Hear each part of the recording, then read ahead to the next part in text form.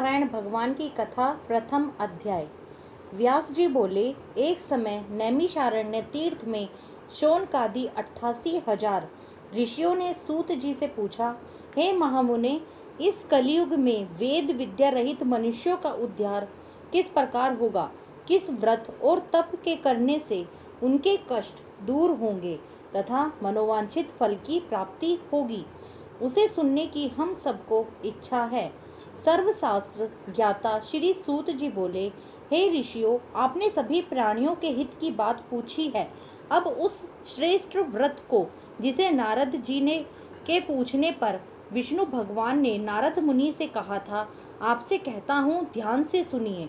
एक समय देवर्षि नारद प्राणियों की हित कामना से अनेक लोकों में भ्रमण करते हुए मृत्यु लोक में जा पहुँचे। वहाँ अनेक योनियों में उत्पन्न अपने कर्मों के दुखी एवं अनेक कष्टों से पीड़ित प्राणियों को देख किस उपाय से इनका कष्ट दूर हो, ऐसा विचार कर विष्णु लोक को चले गए। वहाँ शंख, चक्र, गदा, पद्म एवं वनमाला से विभूषित श्वेत वर्ण भगवान विष्णु को देख नारद जी स्तुति करने लगे। हे भगवान, आप अनंत शक्ति संपन्न, मन तथा वाणी से न जाने वाले, अगोचर, आदि मध्य अंतरहित, निर्गुण स्वरूप, सृष्टि के आदिभूत तथा भक्तों के कष्ट एवं दुखों को नष्ट करने वाले हो। आपको मेरा बारंबार नमस्कार। नारद जी की स्तुति को सुन भगवान विष्णु बोले, हे महाभाग, तुम्हारे आने का क्या प्रयोजन है, क्या तथा तुम्हारी क्या इच्छा है, मुझसे कहो। नारद जी बोले, हे स्वामी, मृत्यु लोक में अनेक योनियों में उत्पन्न अपने कर्मों से दुखी अनेक रोगों से पीड़ित प्राणी कष्ट भोग रहे हैं। हे नाथ, आप उन प्राणियों के कष्ट दूर होने का कोई सरल उपाय कृपया कर कहिए। नारद जी के वचन सुन श्री भगवान बोले, हे नारद, प्राणियों की हित कामना से जो बात तुमने पूछी है वह मैं कहता हूँ।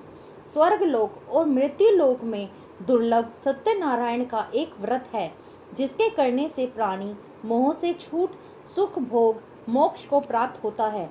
भगवान विष्णु के ऐसे वचन सुन नारद जी ने पूछा, हे प्रभु, इस व्रत का क्या विधान है और क्या फल है, तथा सर्वप्रथम इस व्रत को किसने किया और किस दिन इस व्रत को करना चाहिए, यह सब विस्तार से कहो।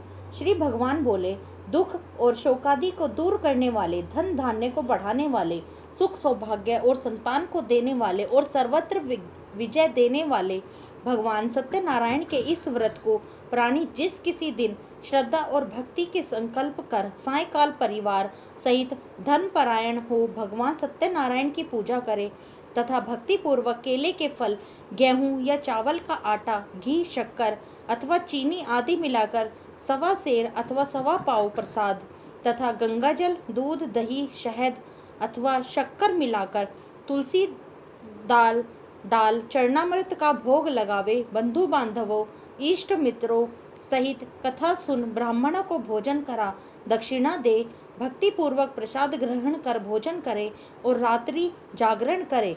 इस प्रकार व्रत करने से मनोवांछित फल की प्राप्ति होती है। कलयुग में मोक्ष का यही सरल उपाय है। तो यहाँ पे खत्म होता है हमारा प्रथम अध्याय।